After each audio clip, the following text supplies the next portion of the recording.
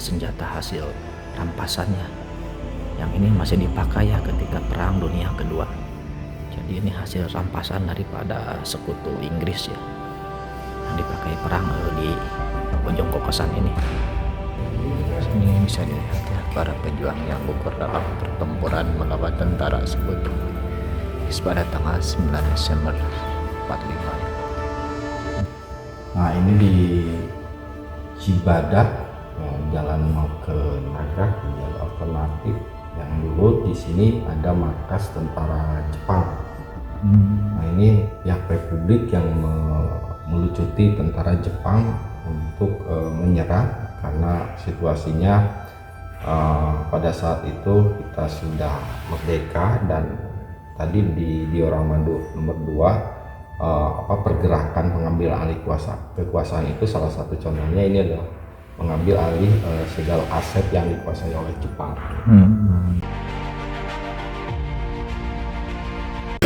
Assalamualaikum warahmatullahi wabarakatuh.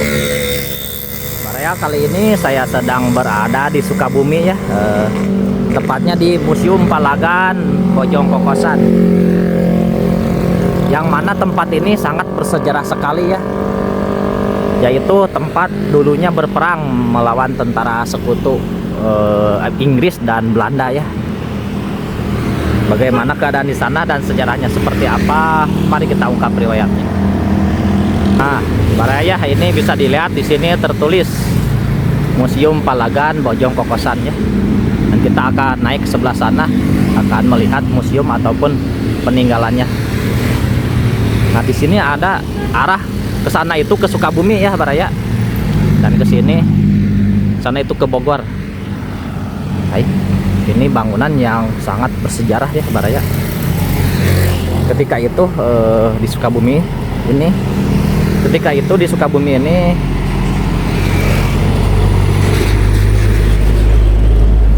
nah kita akan masuk ke sini ya, baraya. Nah jadi ketika itu di Sukabumi ada peperangan, baraya, melawan tentara sekutu ya, ataupun tentara Jepang, tentara Belanda dan Inggris. Jadi ini terjadi di tanggal 9 Desember 1945. Kita akan lihat ya, di sini ada sebuah tank baja ya, baraya, yang waktu itu dipakai perang. Makanya sekarang dimuseumkan di sini ya, ini bukti sejarah ketika itu perang melawan sekutu ya. Tuh, Masya Allah, para pejuang, para pahlawan jasanya sangat besar ya, baraya, khususnya untuk Sukabumi ini dan umumnya untuk Indonesia ya, baraya. Mungkin kalau tidak ada beliau, entah seperti apa ya kita sekarang itu, mungkin masih dijajah. Nah, di sana ada patung ya, kita akan coba ke bawah dulu, baraya.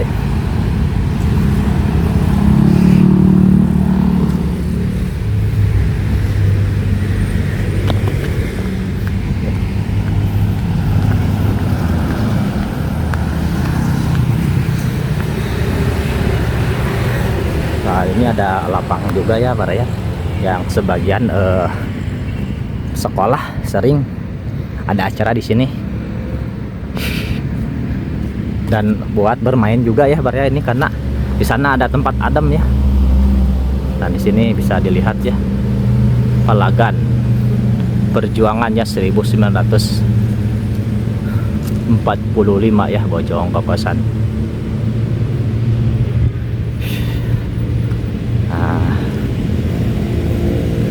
Sini baraya bisa dilihat ya, ada 5 patung. Kita akan lihat.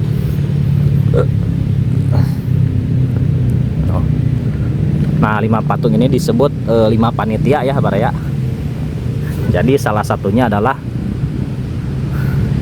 dari kalangan ulama, dari kepolisian, dari masyarakat, dari TKR ya. Jadi diambil satu-satu yang ikut berperang. Jadi dibikinlah 5 patung panitia ini. Tuh, di sini ada tulisannya, bagi pejuang tak ada suatu kepuasan kecuali hasil perjuangannya diteruskan oleh generasi selanjutnya ya. Jadi banyak sekarang itu, terutama anak sekolah itu lupa akan sejarah itu ya Baraya. Padahal sejarah itu sangat penting.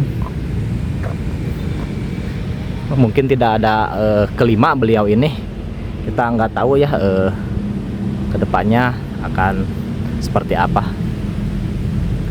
Baik, kita akan naik ke atas ke museumnya ya. Nah, baik, sekarang Baraya kita akan ke atas ya, ke museum, karena di sana banyak peninggalan-peninggalan dan sejarah-sejarahnya. Ntar kita akan bertanya ya ke pengurus yang ada di sini, sejarahnya seperti apa sih. Karena sampai sekarang itu banyak orang, terutama orang anak sekolah, lupa akan sejarah itu ya. Padahal ini sejarah yang sangat penting Baraya. Dan ini pun perang ini disebut perang konvoy Baraya. Kenapa dibilang perang konvoy? Yaitu perangnya sampai puluhan kilometer ya Baraya, dari Cibadak hingga Cigombong ya. Jadi banyak gitu mobil-mobil ataupun orang-orang ya. Luar biasa itu perjuangannya.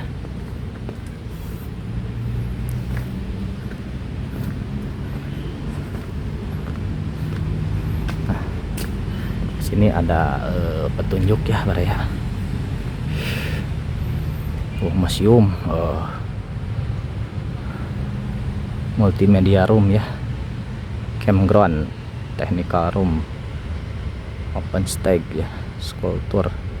Jadi di sini ada 6 lokasi ya, ataupun 6 tempat, dan museum yang sana ya, yang baru, yang bangunan ada merahnya. Namun kita akan ke pengurus dulu ya. Siapa tahu beliau mau mengantarkan dan menjelaskan sejarahnya ini.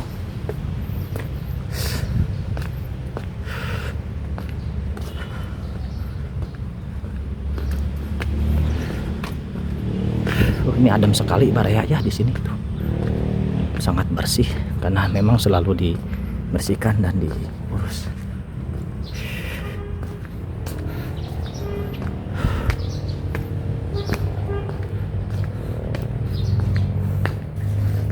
Nah, Baraya ya. Ini ada pintu masuk untuk ke museum. Sini bisa dilihat ya, para pejuang yang gugur dalam pertempuran melawan tentara sekutu pada tanggal 9 Desember 45 ya. Ini nama-namanya ya, banyak. Ada 14, ada 28. Oke.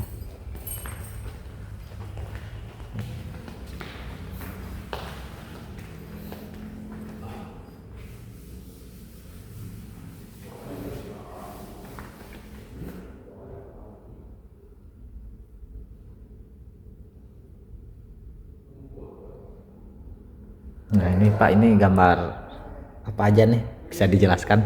Ini namanya diorama. Di dalamnya ada patung-patung kecil dan gambar-gambar yang menceritakan bagaimana situasi pada masa perang kemerdekaan. Ini tepatnya di Lapang Merdeka, sekarang Lapdek. Ya, Lapdek. Di sini pertama kali masyarakat Sukabumi berkumpul untuk mengibarkan bendera merah putih untuk pertama kalinya di Kabupaten Sukabumi, tepatnya tanggal 10 Oktober tahun 1945.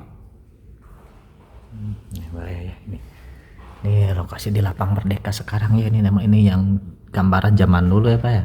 Ya, di sampingnya ada Masjid Agung. Di sebelah kiri, di sebelah kanannya ada Victoria Hotel yang sekarang menjadi nama Lapang Merdeka, berasal dari nama Victoria Park. Oh, itu diambil dari situ berarti. Ya.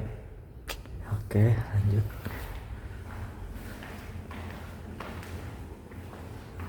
Nah, masih di hari yang sama, di 10 Oktober, setelah tadi pengibaran bendera merah putih di Lapang Merdeka, di lapangnya mereka masuk ke dalam sebuah gedung namanya Gedung Juang 45 yang masih berdiri kokoh sampai hari ini. Di sanalah mereka berkumpul bermusyawarah untuk membentuk Panitia 5 yang sekarang menjadi lambang Museum Palagan Bojongkosan dengan kelima patungnya. Panitia 5 ini terdiri dari KNID, Komite Nasional Indonesia Daerah, terus dari TKR, yang ketiga dari alim ulama, yang keempat dari yang kedua dari kepolisian, yang ketiga dari TKR, yang keempat dari alim ulama, dan yang kelima dari masyarakat. Itu urutannya yang disebut dengan Panitia 5, yang tugasnya adalah untuk mengambil alih kekuasaan yang dikuasai oleh pemerintah Jepang pada saat itu, seperti aset-aset listrik, perusahaan air, dan lain sebagainya, dan mengangkat Bupati Sukabumi pada saat itu namanya Bapak Harun, wali kotanya Mr. Samsudin yang sekarang menjadi nama Rumah Sakit Bunut, dan tentunya Letkol Edi Sukardi yang memimpin Resimen 3 TKR Sukabumi yang sekaligus memimpin Perang Bojongkosan. Gambarnya ini seperti ini ya gambarnya. Oke.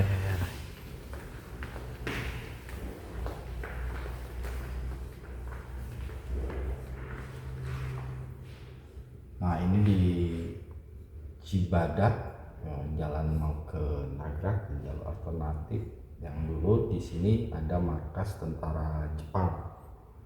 Nah, ini pihak Republik yang melucuti tentara Jepang untuk menyerah karena situasinya pada saat itu kita sudah merdeka, dan tadi di Dioramando nomor 2 pergerakan mengambil alih kekuasaan itu salah satu contohnya ini adalah mengambil alih segala aset yang dikuasai oleh Jepang. Seperti ini ya. Jadi ini gambaran waktu ketika mau perang. Oke, lanjut.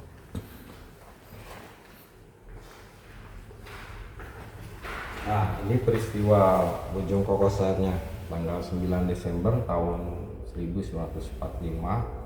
Setelah berbagai perjalanan dari tanggal 17 proklamasi kemerdekaan, yang ternyata pihak Sekutu sebagai pemenang Perang Dunia Kedua membawa serta Belanda untuk kembali mengembalikan kekuasaan Hindia Belanda di tanah Nusantara, di tanah Indonesia, sehingga pada saat itu pihak Republik memberikan perlawanan, dan salah satu perlawanannya di sini di daerah Sukabumi, tepatnya di Desa Bojongkosan, Kecamatan Parung Kuda, yang disebut dengan istilah Perang Konvoy atau Perang Panjang, perang terpanjang kalau mungkin di dunia ya, terpanjang karena sejauh hampir 81 km, yang melibatkan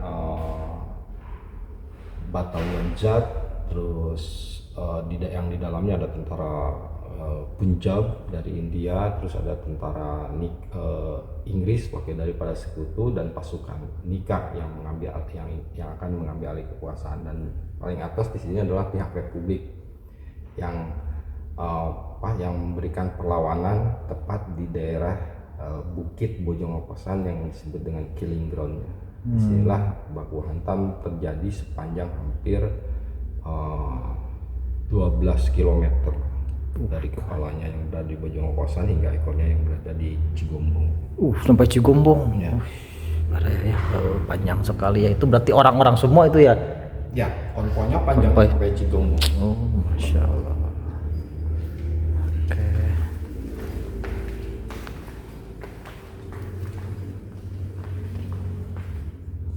Nah, ini di Cibadak, salah satu kota kecil di Kabupaten Sukabumi, jalur setelah peristiwa Bojongkosan esok harinya tanggal 10 Desember terjadi lagi bentrokan dengan pihak Sekutu yang membombardir kota kecil Cibadak, yang mereka kira ini adalah pertahanan TKR atau pihak Republik yang menyerang di Bukit Bojongkosan. Bangunan-bangunan ini mereka kira seperti itu, tapi ternyata bangunan ini hanya sebuah pasar. Sebuah pasar yang akhirnya ini banyak memakan korban dari masyarakat sivil. korban, dan bahkan menjadi perdebatan dunia saat itu karena menghabiskan anggaran kerajaan Inggris katanya hanya untuk mengebom satu kota kecil yang notabene itu bukan markas daripada tentara-tentara pihak Republik.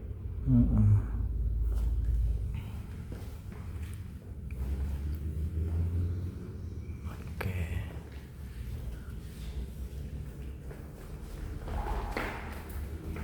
Nah ini di Bojong Kokosan, esok hari ketika terjadi peristiwa di Cibadak, ketika konvoi sudah lewat di daerah sisa-sisa perangan antara Bojong Kokosan hingga Cigombong, ini dilakukan evakuasi untuk para korban yang luka-luka ataupun yang meninggal dunia. Ya, ini korban-korban yang ada yang meninggal dunia berapa orang nih Pak? Ada 28 orang sepanjang jalur Cigombong sampai Bojong Kokosan. Untuk di Bojong Kokosan ada 12 orang. Iya. Oke, lanjut. Nah ini pemakaman sementara di daerah Cicurug, tepatnya di sekitaran stasiun Cicurug. Dulu ada markas organisasi masyarakat bernama Pesindo. Disitulah pemakaman para syuhada dimakamkan sementara, yang kemudian hari dipindahkan ke Taman Makam Pahlawan. Berarti sementara di Cicurug gitu dekat stasiun. Iya. Pemakaman nih Baraya, sementara pemakaman para pahlawan yang dimakamkan di Cicurug hingga akhirnya dipindahkan ke Taman Pahlawan yang berada di Kota Sukabumi. Oke. Nah ini Pak, senjata-senjata ini? Ya ini senjata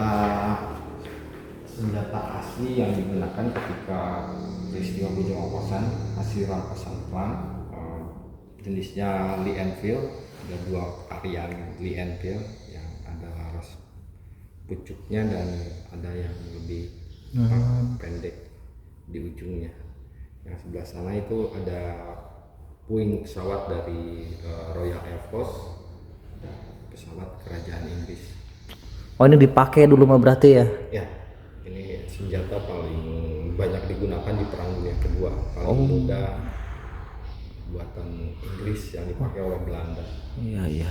Oh, seperti ini Baraya, ini senjata ketika dipakai perang Dunia Kedua Baraya ya.